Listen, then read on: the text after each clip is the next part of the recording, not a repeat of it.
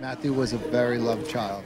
He was an 18-year-old American boy like everybody else in this country. Normal boy. When he was born, just the cutest little baby with big brown eyes. He was a handsome little boy, and he was very happy all the time. He was such a free spirit. He was so happy all the time, and he had a smile to die for. I remember Matt's smile, boy, I'll tell you something. He was a charmer.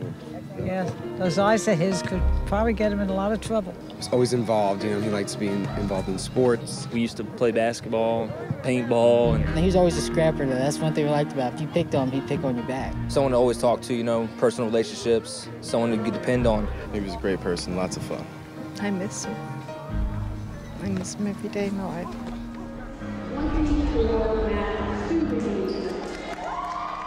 We called him Matthew, we called him Matt.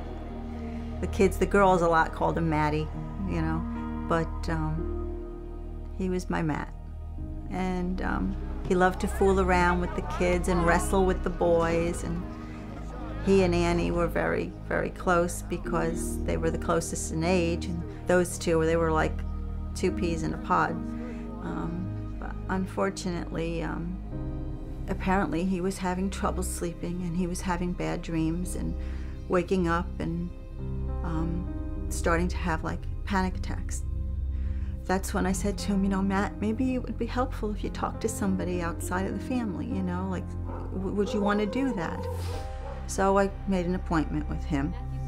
So we go in there, and she sits down with us, and after no more than 15 minutes of talking with Matthew and asking some questions, she gives us samples of Lexapro. So I said, what about side effects? I said, you know, what should we expect from something like this? And she says, well, you know, they're very well tolerated. And she said, you know, they could have like headache or nausea or maybe some insomnia. So we went home with our sample pack of Lexapro, and at that point, he stopped wanting to talk. He seemed to be withdrawing more. This was weird behavior for him. Well, a lot was happening at this time also, and he was graduating from high school. Of course, the big plan, the kids always, they go to Senior Beach Week. He didn't want to go. He wanted to go visit his brother. And off he went.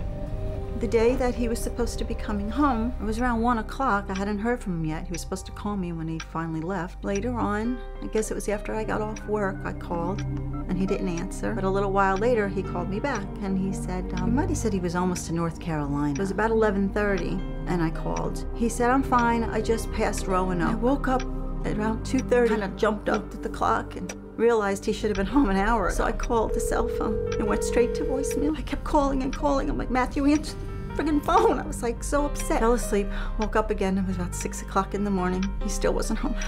I didn't know what to do. I started getting ready for work. Went to work. I could hardly function. I went, told my boss I have to go home. Get in the door, phone's ringing.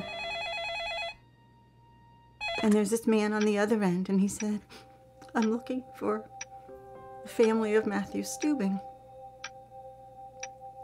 I said, this is his mother. Who's this? And he said, I'm calling about the jumping.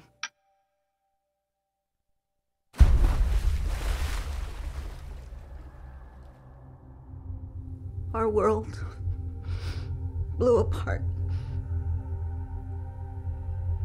We couldn't imagine that this had happened. We couldn't understand because this just wasn't Matthew. None of this was Matthew. I mean, it was like, made no sense. It made no sense.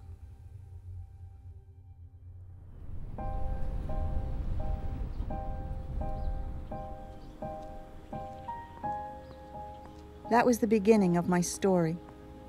As a mother, I needed to make sense of what had happened to my child. There were so many questions. What had we missed? The first answer came 6 months after Matthew's death, when my husband found a magazine article that linked psychiatric drugs to suicide. I was horrified. And yet, I knew we had found the answer to the biggest question of all. How could this have happened? The article answered some questions, but made me think of so many more. I had to find out for myself. I had to do something. This is for you, Matthew.